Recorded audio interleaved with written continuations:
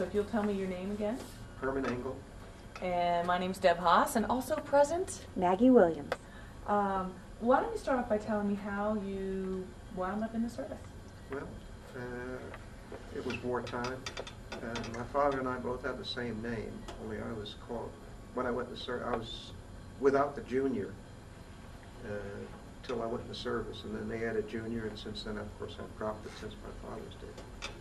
But I was afraid my father would be called up instead of me, so I went down, and while I was still in high school, just before graduation, I volunteered for the Air Corps, and graduated in June, early June, and July I was wound up in Florida.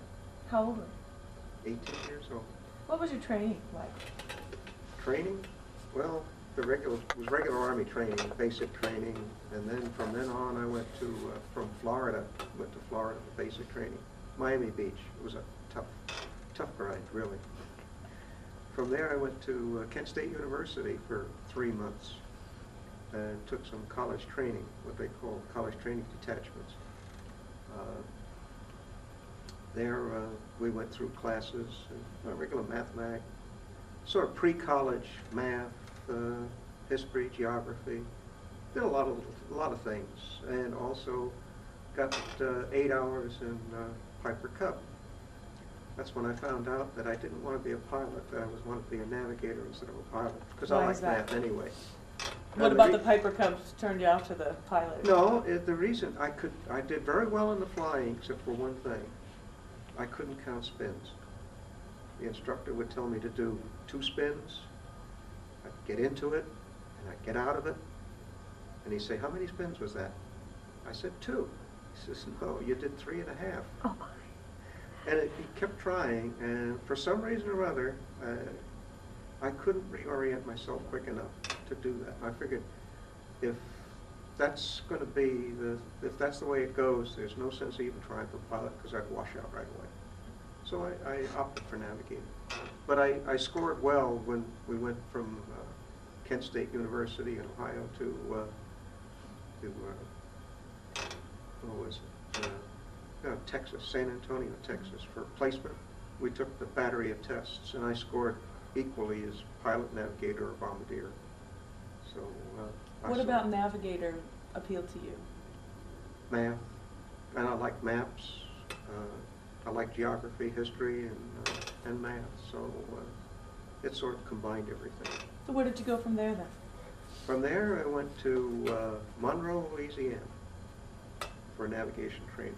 Spent it was from let's say from about January of '44 to August '44. I graduated in August '44 as second lieutenant navigator. And from there I went home for a couple of weeks, and then to Lincoln, Nebraska, where we were assigned to a bomb group, or we actually were assigned to bomber training. And I was sent to Mountain Home, Idaho, where I joined my crew. And we flew navigation missions, bombing missions, ball practice at Mountain Home, Idaho. And from Mountain Home, Idaho, we took the train to the East Coast, got on a boat, and went over to England. On the way over, there's an interesting story I like to tell, that on the way over, we navigators all had our sextants with us. And we had a map of the world. You know, we found a map of the world somewhere. And we were plotting the course of the ship with our sextants. And the captain heard about that, and he confiscated the captain's ship. It was a French ship, the Ile-de-France, as a matter of fact. And he confiscated all our navigation equipment, because he was afraid the maps would go overboard and the German submarine would find it and know where we were going. He was a little paranoid, I think. But for the school children? Pardon? For the school children, what is the sextant? A sextant is the instrument that's used to measure the position of stars, the sun, or the moon, and gives you a position that you have on Earth. As you continued to travel, I mean, did you know where you were headed and what would be happening? No, we didn't know exactly where we were headed. We knew we were headed east. we knew we weren't going to the Pacific. Well, we were on the East Coast, so we knew we weren't going to the Pacific. We were going somewhere, either in Africa, Italy, or England. We didn't know exactly where. What was that like, not knowing what was coming or what you were coming to? It didn't seem to bother anybody. All right. Most of us were in the 18, 19, 20-year-olds. Oh, my pilot was an old man. He was 26 years old. I mean, he was an old man. And our co-pilot was 22. The rest, I was the youngest man in the crew by 2 months. The radio operator was 2 months older than I. The others were all 19, except for the flight engineer. He was also 26, as I recall. So then where did that ship take you? It took us to Southampton. From there we got on a train and they sent us to a staging area, and from the staging area we went to Seething, the final station, RB-24 bomb group station. We were assigned to the, well, let's see, we're in 8th Air Force, we're in the 2nd Air Division, assigned to the 448th Bomb Group, and our crew was assigned to the 713th Squadron. A typical day there, can you describe that for me? Wet, cold, because it was just before Thanksgiving. It was in November. What was your day like? My day, it was kind of strange, because when I got over there, about 3 days after we got there, I had appendicitis.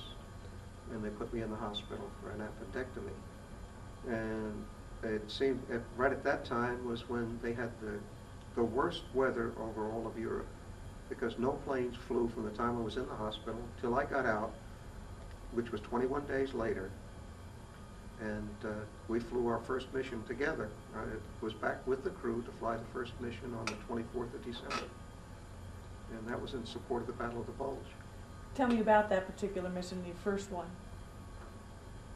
It was get up early in the morning, go to the briefing, find out what the targets were. The targets were actually just roads and railroads, any place where the Germans could move equipment or men.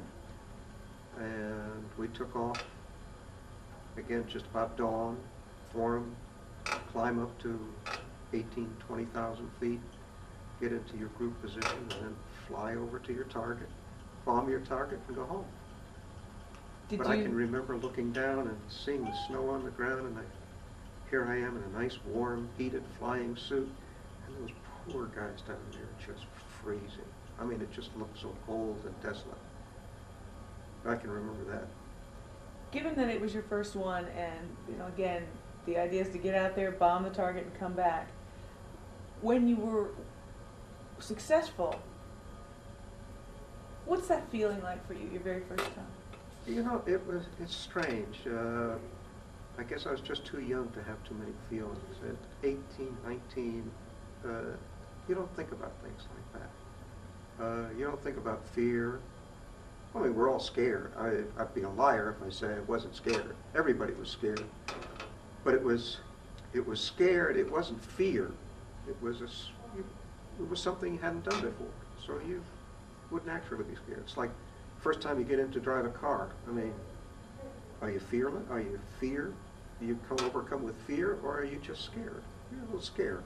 Well, you get your confidence up, and missions you just go from one mission to the next. And if they shoot at you, well, there's not much you can do about it. You shoot back if you can. Did they shoot at you? Not that mission. No, we didn't see any flak for about 2 or 3 missions. Then we saw flak. And we never actually, in all the missions, until the last one, did we ever see our group, or the missions that I was flying on, did we ever see fighters. Fighters always were after somebody else. They just, for some reason or other, they never went after us. And we flew missions into Berlin, even further east into Swinemunde, where they had the underground submarine pens, and they were building the missiles. So we had some long missions, but we almost always encountered flak. And actually, only one time were we hit by flak, and that's when a shell exploded above us, and the heel of the shell bounced into the wing of the airplane and left a hole in the top of the wing, and we thought maybe we had blown tire, but we landed, we found the shell casing, the base of the shell, the base of the 88 millimeter shell still in the wheel well. But that's about all that ever happened to us until Well, the next to the last mission was actually a low-altitude supply mission. That's when, that was the 24th of March, 45. We had started crossing the Rhine, troops who were crossing the Rhine, and we were dropping, B-24, dropping supplies, a bomber dropping supplies to troops on the ground that had just crossed the Rhine. We dropped ammunition, food, clothing, things that troops would need to subsist. And then, of course, on our last mission, which was, I always call it the 21st and a half mission, we flew. A mission was a very tough mission because the weather was bad, and we had trouble forming up. And we didn't form up. We formed up as a squadron with another group. But we made it onto the target. We dropped our bombs, and we were watching the fighters hit every other squadron as they were coming off the target. And we thought, gee, we're lucky, you know, we're the one in between. And wouldn't you know, they didn't skip a squadron that time. And they got 2 of our airplanes in that squadron. I was reading in your journal. Can you recall and tell me what that process of being hit and crash landing was like? It's one of those things. You had so much to do and so little time to do it. I mean, we were in the air less than 10 minutes after we were hit. Things happened very rapidly. There were explosions in the airplane. I was at my navigator's station, and I could have sworn there was an explosion right between myself and the pilot. And I asked the pilot if everybody was okay up there, and they said they were fine. You know, they just lost a couple of engines, and we had the hydraulics were shot out, a few other little things, and one of the crew in the back in the waist, one of the gunners said the number 2 engine was on fire. And I looked out and I said, no, it's not on fire, we just got hit, and the oil is all dumping out, and what you see is just the black oil. There's no fire. And so after that, as we had no choice, but on one engine that wasn't running very well, a B-24 doesn't glide too well. It's like straight down almost. So the nose gunner was in his turret, and I was up there in the navigation position right behind him. So I had to let him out of the turret, and then the both of us had to get back out of the nose. If you looked at the pictures, you could see what happened to the nose of the airplane. So we How both many got of you were on the plane at the 9. time? 9, okay. There were 9, and all survived. 5 walked away, and 4 of us were trapped in the flight engineers and radio operators station. There was the radio operator, the nose gunner, the flight engineer, and myself were trapped there because the turret came crashing down, and we couldn't get around the turret, so there was no way to get out. As the plane was going down, did you think you would survive? Well, let me put it this way. I told the pilot what the heading was to get back to the Rhine River, hoping we could cross the Rhine, knowing full well we couldn't, but we were heading in the right direction. It was a good feeling that we were heading in the right direction, I guess. But that's all we could do. No, as a matter of fact, we all made a conscious, as a crew, made a conscious decision to stay with the airplane. Because at that time, we had a lot of rumors going around that civilians, if they caught you, they were being bombed mercilessly at that time. I mean, we'd send out 2,000 airplanes a day, and you stop and think each one of them was carrying about 6,000 pounds of bombs. So there was a lot of devastation going on. So you were hearing that if you were caught by civilians... Yeah, you might not survive. So we decided we'd stay together and take our chances crash landing. And the pilot was flying the airplane. I mean, they had it, the pilot and co-pilot had all they could do to maintain any level flight. I mean, level descending flight. And we actually circled the town of Soltau before we crash landed in the field.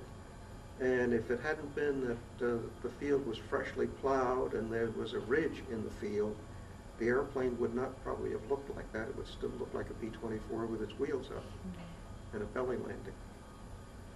But fortunately, there was no one in the nose of the airplane, and it crumpled the nose of the airplane. Once you were on the ground, what happened? Once we were on the ground, the troops were right there waiting for us.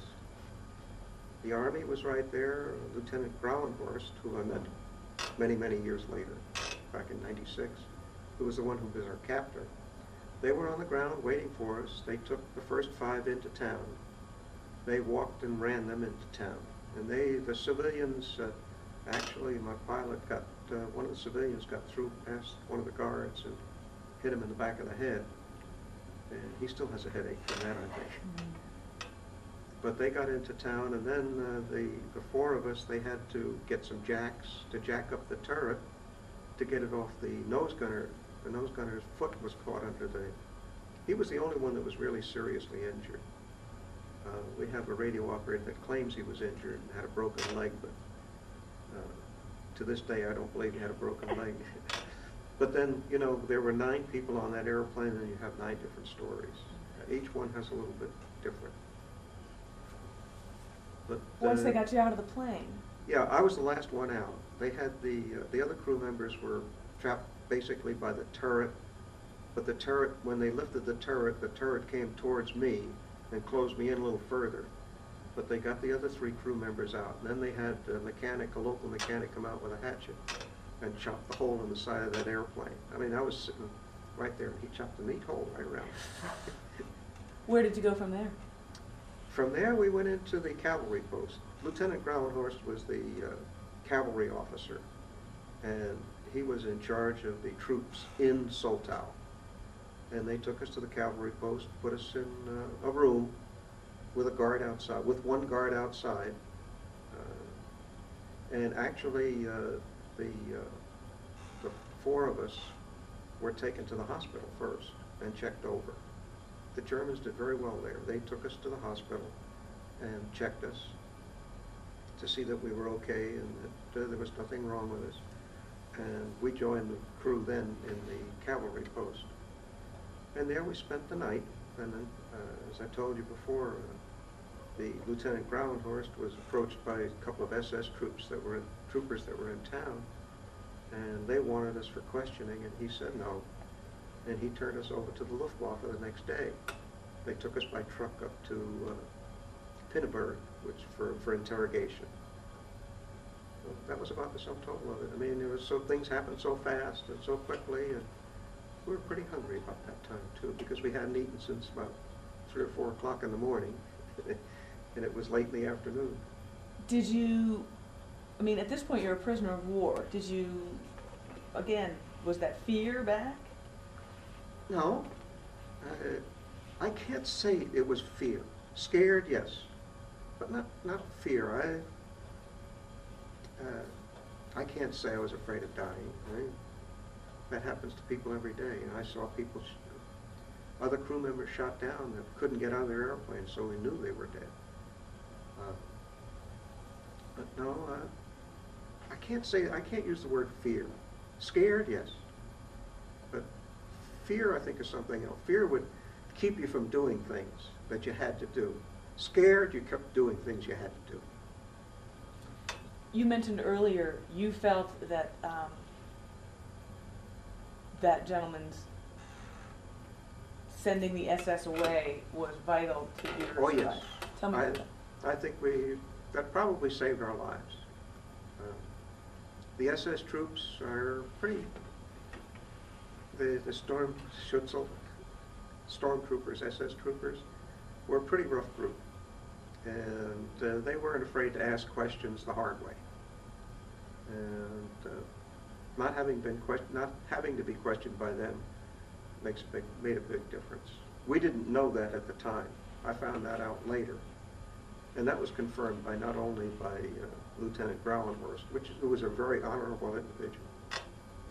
It was confirmed by others in the town that we were kept away from the SS troops. How long were you a prisoner of war? 6 whole weeks. What was that experience like? I got hungry.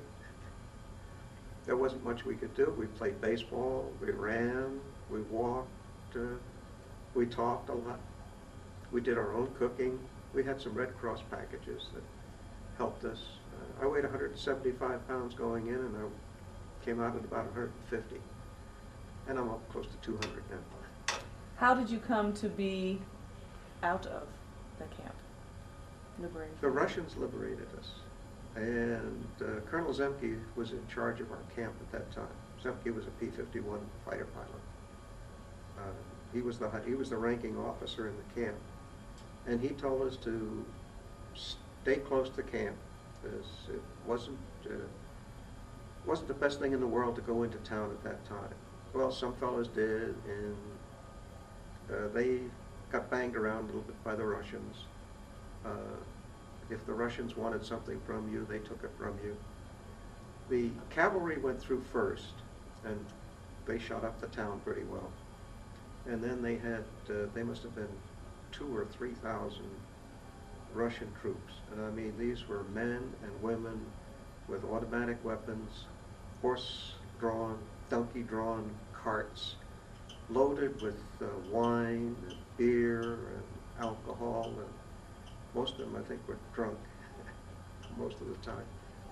And they were, you didn't want to get too close to them, for the simple reason that if you had a jacket or a watch or something that you were wearing that they wanted, if you didn't give it to them, they just lifted up their automatic weapon and you gave it to them.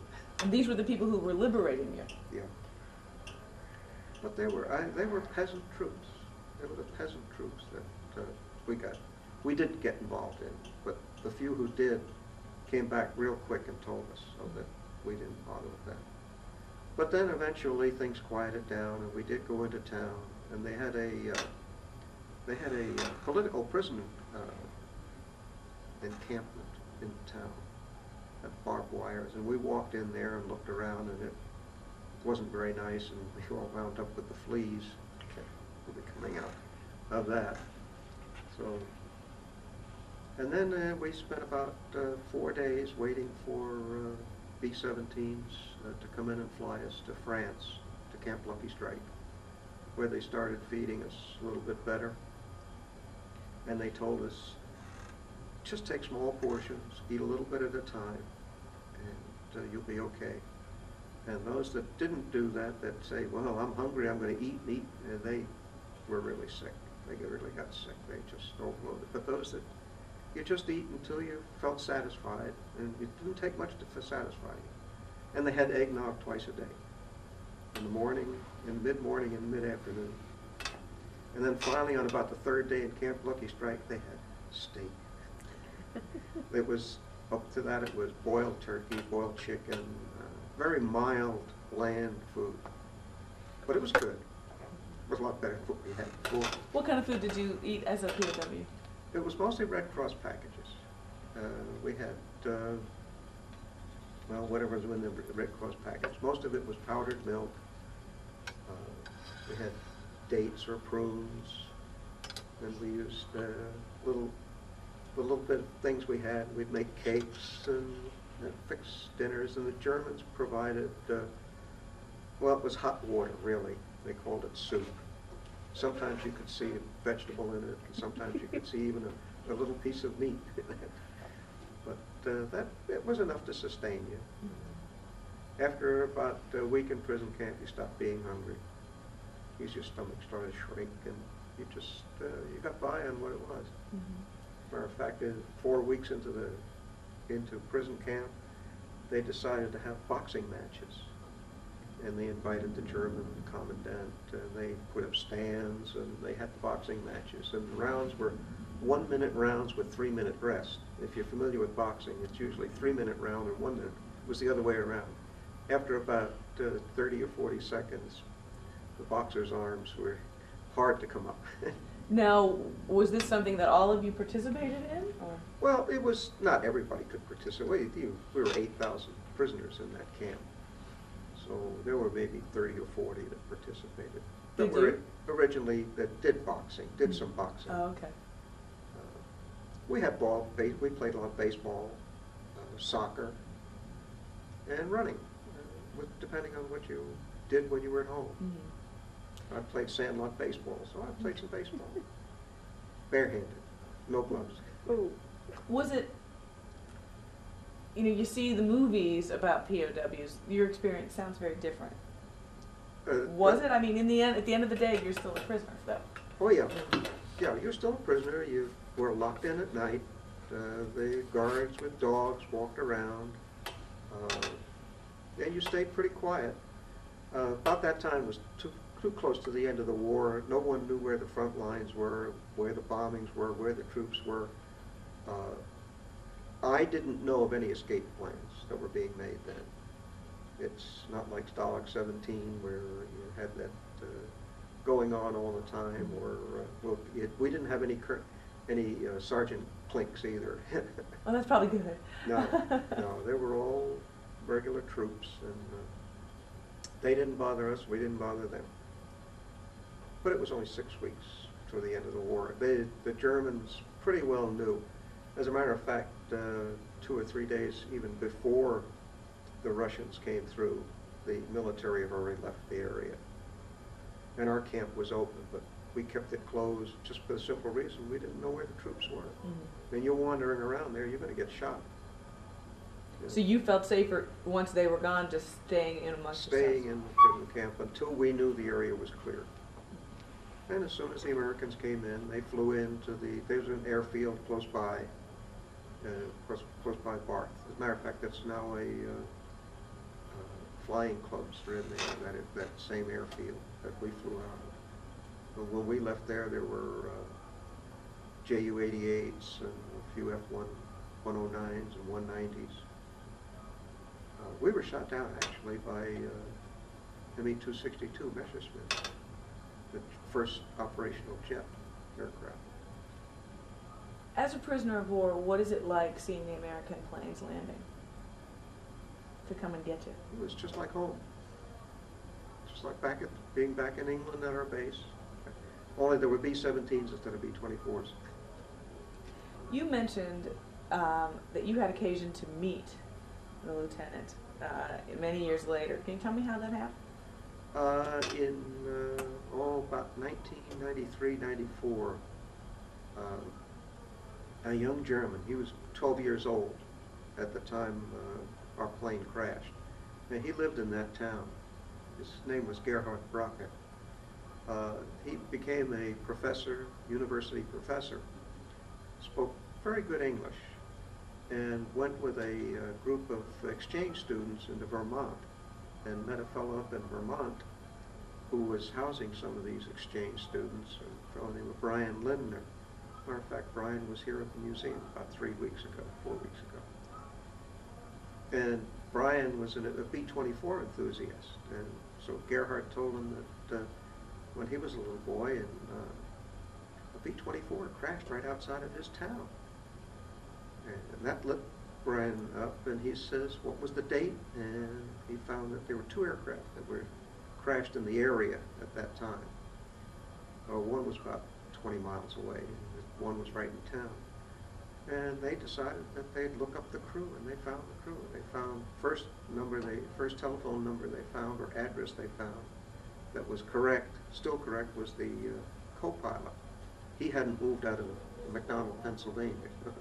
He was easy to find, but I had moved from Brooklyn to Ohio, and pilot had moved from Kentucky to Florida, and so we were kind of scattered around. So the contacts were made then, and in '95 we got our crew together here at the museum and had a reunion. It was a kind of great reunion. And with this young, well, he was young then, 12 years old at the time, right here at the museum. Well, and then you also have a picture of yourself with him and the lieutenant. Yeah. The next year, 3 of us were supposed to go over to Germany to visit Gerhard, and it turned out that I was the only one that went. My wife and I went, and when we got to Soltau, Gerhard introduced us to the lieutenant that captured us. And we went through the town, and he showed us where the stables, where the cavalry post was, which was no longer a cavalry post, it was now a school. And well, they made us welcome guests. They put our pictures in the papers, and had all kinds of ceremonies. They gave us the keys to the city, if you will. A very different experience. Very different experience. And we bugged them. I bugged them the year before when Gerhard first came to see if he could find pictures of our crashed airplane. And the last, while we were still in Soltau before I left, actually we were traveling with my cousin through quite a bit of Germany. And I asked once more if they couldn't find some pictures, if there weren't some pictures of our airplane. I was sure there would be. And by the time we got back to my cousin's house, we got a call. They found some pictures, and I asked Gerhard to mail them to my cousin, because my wife and I were going to go to Vienna from Augsburg. And when we got back, we looked at the pictures. That's when I got frightened. When I looked at the pictures and saw the condition of the airplane, because, when it happened, you weren't thinking too much about it. You were just thinking about how you felt, just glad to be alive, really. But when you looked at the pictures, that was scary. To see the crumpled nose, and that could have been in the nose of that airplane. That's what it was. Well, that's how we got the pictures. Does it seem at all strange to you that after your experiences there, although, as you said, as far as being a prisoner of war goes, you felt like you had it not so bad, No. Does it seem strange to you to go back there and to meet up with these people who essentially were your captors? No, I'm a German extract. I'm first generation American, as a matter of fact. My parents were both born in Germany. My father I like to tell the story, my father came over in 23, my mother came over in 24, and I came along in 25.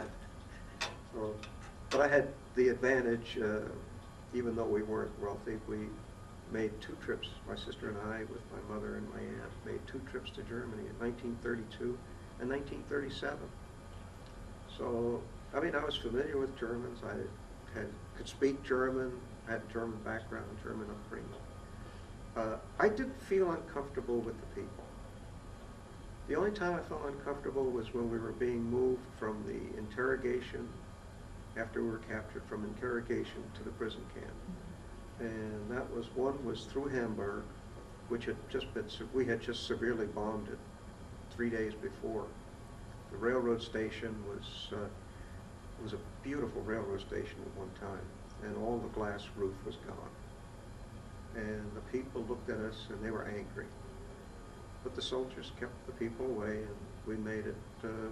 We made one stop, and there was an SS trooper that had some Hitler Youth with him, and he made some menacing things towards us, and that was fear.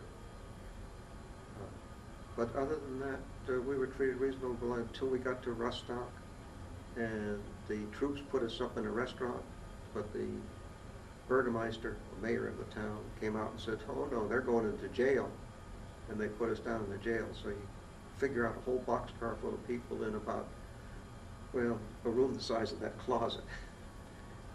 We couldn't sit down. We all had to stand up all night long.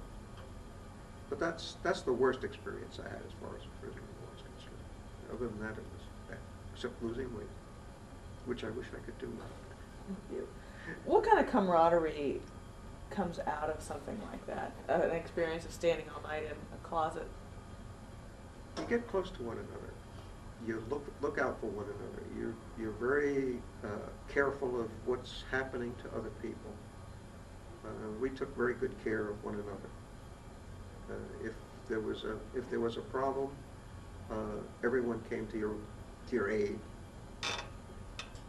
Fortunately, we didn't have very many problems. Considering the educational nature of what this is about, what would you say to people watching this about the experiences that you and so many other service people had?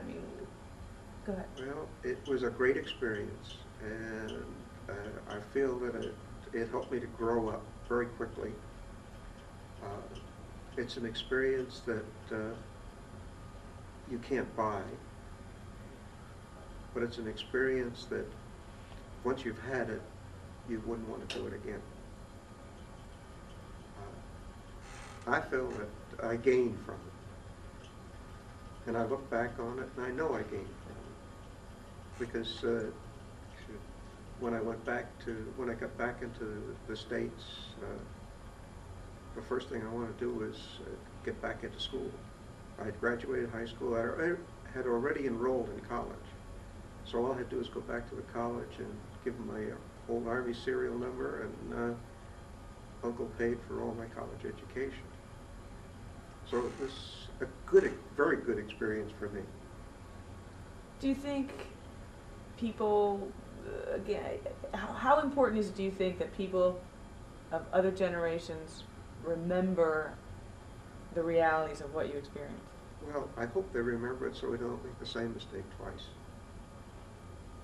I'm afraid that though we're destined to make mistakes over and over again. For some reason or other, we're just the kind of people that are trusting, believe everything everybody tells us, and then, well, when it doesn't turn out that way, we get angry and we take action. Yeah. That's all the questions I have, unless there's anything that strikes you as something that we've really missed that you would like to talk about. I don't think you missed anything. May? It was a great career. Lots of Well, how would you you define it as great? Tell me what made it so. Well, the fact that we were together as a group, it was a great learning experience. And I think that's what, if you can get learning experience out of life, just ordinary life, you gain. You're way ahead of the game. Some people would do anything to avoid Military service. Mm-hmm. You Volunteer. went after it, and Yeah. and then in the end, consider yourself fortunate to have been there. Yes. Yes, I do. It's, like I said, it was wartime. There were dictators that were trying to overpower the world, and they didn't care what they did to get where they were going. Somebody had to stop them. I wish it could have been somebody else, but but I didn't feel that I wanted to walk away from them.